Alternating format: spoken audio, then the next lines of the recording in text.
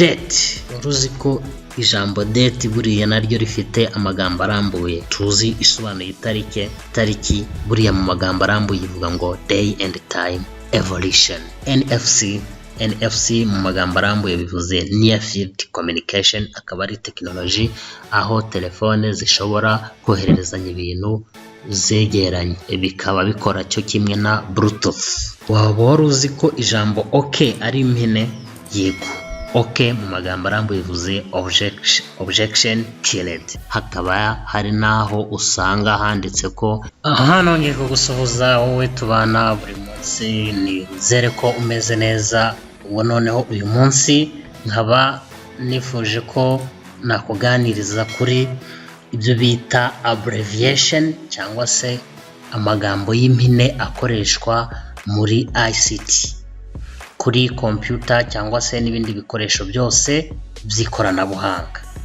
Amwe muri ayo magambo ugenda uhura nayo umunsi ku wundi, ndakeka hari ukuntu uhura nayo ukibaza icyo ashatse kuvuga, bityo akaba ubonye akanya ko kuba wayamenya. Ijambo rya mbere tugiye kugaho ni iryitwa computer. Computer uko bisanzwe ubizi ni izina ry'imashini computer, ariko buri yigira n'amagambo arambuye uko ubibona aha hasi: common oriented machine, particularly united and used under technical and educational research. Ayo akaba ariyo magambo arambuye agize ijambo computer. Ijambo rikurikiyeho ni OS. OS bivuze operating system, yo aho program zose computer ikoresha ziba ziri. Ijambo rikurikiyeho ni Windows. Windows rero bisobanuye wide interactive network development for office work solution. Rikurikiyeho ni ROM. ROM bivuze read only memory, akaba ari memory ya machine. Hakaba habaho na RAM, akaba ariyo mu magambo arambuye yitwa random access memory, nayo akaba ari memory ya machine. Dukurikizeho Google. Google mu magambo arambuye bivuze global organization of oriented group linkage of Yahoo. Yahoo bisobanuye another hierarchical officious oracle. Virus buriya ntabwo ari izina rero uko aryo, ahubwo ni amagambo begeranije mu magambo arambuye, rero bikaba bivuga vital information resource under siege. Ijambo USB bikaba bivuze universal serial bus. USB akaba ari uyu mugozi cyangwa se flash, ikindi cyose giteye uku nguku bakita USB. PDF mu magambo arambuye bivuze portable document format. DVD akaba bivuze digital video disc. Hakaba habaho ubundi bwoko bwa disc ari bita CD. CD yo ikaba ari compact disc, mu gihe iyi DVD bisobanuye digital video disc. Mu kubitandukanya, DVD aba ari nini kuruta CD. Wi-Fi cyangwa se dusoma ngo wifi, ubundi mu magambo arambuye bivuga wireless fidelity. WLAN or WLAN mu magambo arambuye ni wireless local area network. HS bivuze hotspot, akaba ari uburyo bwo gusangiza internet connection ku bindi bikoresho bishobora kuyifata. UPS interruptible power supply, akaba ari appareil cyangwa se igikoresho kibasha kubika umuriro mu gihe gitoya, ku buryo niba wacometseho imashini cyangwa ibindi bikoresho umuriro ukaba ugiye, kigufasha kubikira umuriro mu kanya kugira ngo ubashe kuba wasavinga documents zawe, cyangwa se niba hari ibyo wandikaga byihutirwa ubashe kubirangiza umuriro udahise ukugenderaho. Icyo rero bakita UPS nk'uko ibona hano ku ifoto. SRCD mu magambo arambuye bivuze super liquid crystal display, akaba ari ekara cyangwa se ikirahuri kimwe imbere muri iyi screen, ikirahuri kiba kirimo nuko nguko bakita. IVRS mu magambo arambuye ni interactive voice response system, akaba ari system aho umuntu ashobora guconnectinga telephone kuri computer, hanyuma hakaba habaho connection between telephone and computer. LED mu magambo arambuye ni light emitting diode. LED akaba ari turiya tuntu k'udutara tuba muri ampure mo imbere. ESN bivuze electronic serial number. Electronic serial number akaba ari nimero buri gikoresho cyose kiri electronique kiba gifite zitangwa n'uruganda rwagikoze. UMTS mu magambo arambuye ni Universal Mobile Telecommunications System. Akaba ari system universal y'uburyo telefone zibasha kuba zakorana, uburyo amajwi ava kuri telefone imwe akagera ku yindi, cyangwa se text, amashusho n'ibindi ushobora kohererezanya ku matelefone. Iyi system yose rero bayita UMTS. APN mu magambo arambuye bivuze access point name, ikaba ari izina nk'uko bibona kuri iyi foto y'uburyo, izina umuntu ashyira muri telefone cyangwa se modem kugira ngo ibashe ku accessinga network.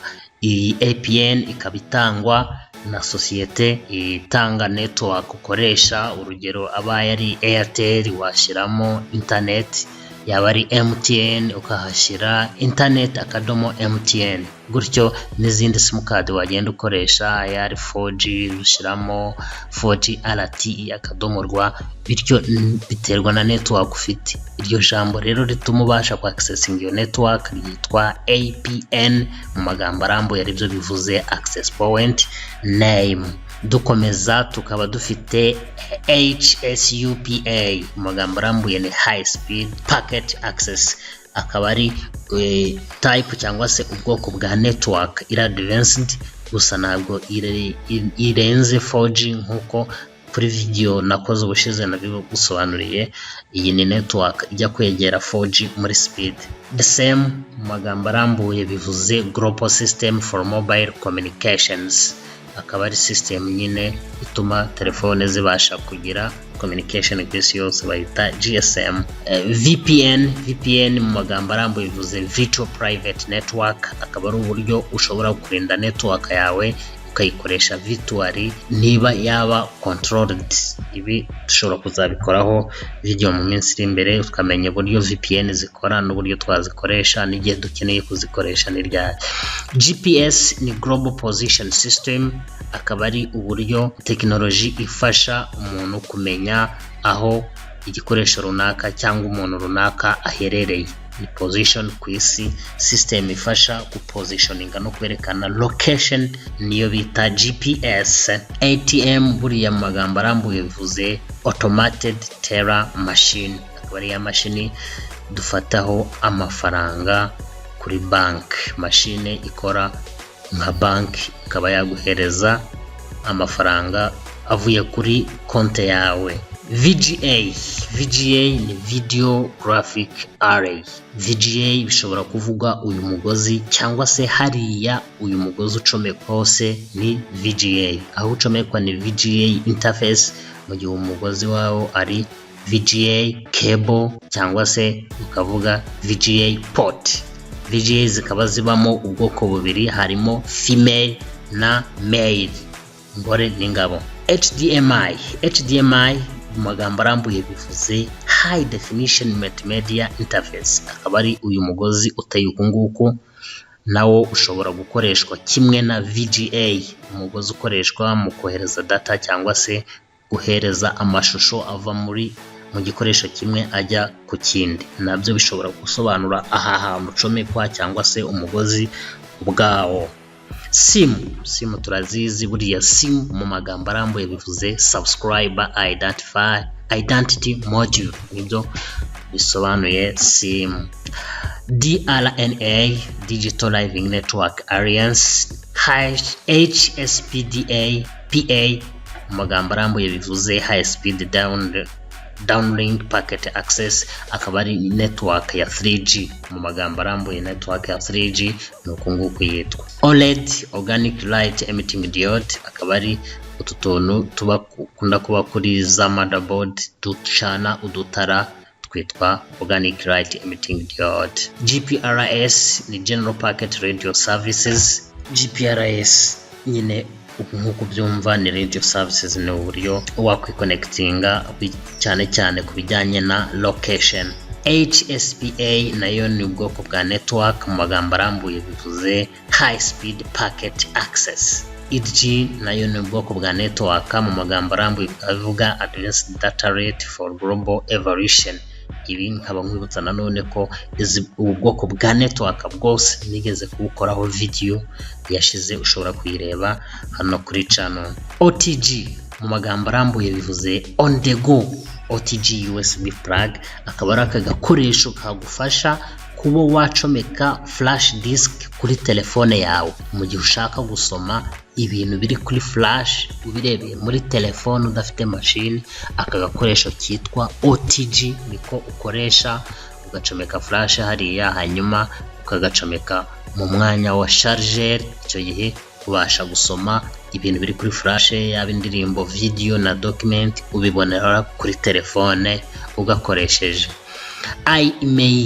IMEI ni serial number za telefone, mu magambo arambuye bikaba bivuze International Mobile Equipment Identity. Buri telefone igira nimero zayo za IMEI ziranga. Kugira ngo zirebe ukanda akanyenyeri urwego 06 ugashyiraho urwego, zihita zizana kuri screen. Izo abarizo IMEI cyangwa se nimero de série za telefone yawe. Acer akaba ari company ikora ibikoresho bya electronique, cyane cyane yibanda ku ma computer n'ama projecteur. Mu magambo arambuye rero iyi company ivuga acquisition, collaboration, experimentation, reflection. Windows nk'uko twabibonye bivuze wide interactive network development for offices. Hakaba harabayeho Windows nyinshi, version zigenda ziyongera uko imyaka ishira indi igataha. Nk'uko ubibona ahangaha dufite Windows 1 ariyo yasohotse mu 1985, haza Windows 3.1 isohoka muri 92, hahita haza Windows 95 yasohotse mu 1995, haza Windows XP iyo ikaba yarasohotse muri 2001, haza Windows Vista yasohotse muri 2006, haza Windows 7 yaje muri 2009, haza Windows 8 yaje muri 2012, hanyuma hakaba harahise haza na Windows 10 ari nayo iriho ubungubu ikoreshwa mu mashini menshi arimo gusohoka muri iyi minsi. Windows 10 iyo ikaba yaraje muri 2014. Gusa ubungubu hamaze gusohoka na Windows 11 nk'uko uyibona hano ku ishusho, nayo nubwo itaratangira gukoreshwa ahantu henshi, ariko mu bantu bagenda muri technology imbere bo bamaze kuyibikaho, barayifite Windows 11.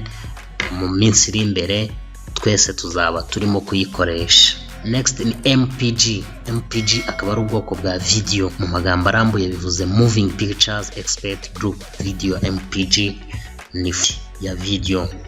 Dell ubona ku mashini no ku bindi bikoresho bitandukanye, mu magambo arambuye ivuze Digital Electronic Link Library.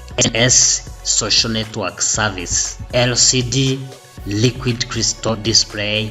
LCD nkaba nakubwira ko ari cya kindi twita ekran cyangwa se screen. Ufashe telefone yawe ugakuraho touch, kiriya cyasigara cy'ikirahuri kimeneka kigatuma ibintu bidasomeka, bikaba ku matelefone n'ibindi byose bigira screen nyine. Iyo rero y'imbere y'ikirahuri irimo imbere niyo bita LCD. Date, uruzi ko ijambo date buriya naryo rifite amagambo arambuye, tuzi isobanuye itariki buriya mu magambo arambuye ivuga ngo day and time evolution. NFC mu magambo arambuye bivuze near field communication, akaba ari technology aho telefone zishobora kohererezanya ibintu zegeranye, bikaba bikora cyo kimwe na Bluetooth. Waba wari uzi ko ijambo OK ari impine? Yego, OK mu magambo arambuye bivuze Objection Killed. Hakaba hari naho usanga handitse ko iri jambo risobanuye Zero Killed, bikaba ngo byarakomotse mu ntambara y'isi yose ya kabiri akaba bwari uburyo bwo kuripotinga ko nta kibazo cyabaye ku basirikari babaga bari kuri urwo rugamba. Noneho nyuma yo kureba izi abbreviation dushobora guhita tureba zimwe muri shortcut cyangwa inzira za bugufi wakenera gukoresha mu kazi kawe ka buri munsi kuri mashine mu buryo bwihuse. Izo akaba arizo nise Windows shortcut. Buriya iyo ufashe kuri mashine ugakanda shift ni button yanditseho delete, icyo gihe ikintu kiri selected kirasibwa nikijye muri recycle bin. Ushaka gusiba ikintu ku buryo kitajya muri recycle bin uzajya ufata shift na delete. Shift delete means delete the selected item without moving it to the recycle bin first. Alt enter, iyo ufite ikintu kiri selected warangiza ugakanda kuri alt na enter ubona properties zijyanye n'icyo kintu. Then control and D will delete the item and move it to the recycle bin. Control D ni uburyo bwo kudeleting iki. Izindi shortcut nyinshi za Windows nazo nzi neza ko wakenera. Iyo ukanze kuri win, aha handitse win akaba ari iyi button yo kuri keyboard ishushanyijeho akamenyetso ka Windows. So iyo uyikanzeho rero ugakanda no ku nyuguti ya A ufunguye Explorer. Explorer no kuvuga hamwe winjira mu mafolder kugira ngo urebe disk flash wacometseho cyangwa se na disk za machine mu buryo busanzwe. Iyo ukanze win cyangwa start na R ufunguye run window hamwe wandika code zo kurunninga. Iyo ukanze window na R ublokinze machine ikusaba password, irifunga ku buryo usabwa password kugira ngo wongere kuyinjiramo. Window na P ugiye guprojecta, ushaka guprojectinga. N'izi ngizi zose wagenda uzisomera, gusa next time nkaba nzakora video nkwereka uburyo izi shortcut zose zikoreshwa, ngenda nkora imwe ku yindi kugira ngo ubirebe neza. Hanyuma dusoza nakubwira ko etc rya jambo dukoresha tuvuze ibyo twavugaga byose urutonde twavuga uti etc mu magambo arambuye buriya bivuze ngo end of thinking capacity. Aho na ibitekerezo byanjye bigarukiye naho. Akaba ari utwo nari naguteguriye kuri uyu munsi. Nizere ko wenda hari ako wagiriraga amatsiko utaruzi ukaba ukamenya. Komeza ubane natwe. Ciao ciao.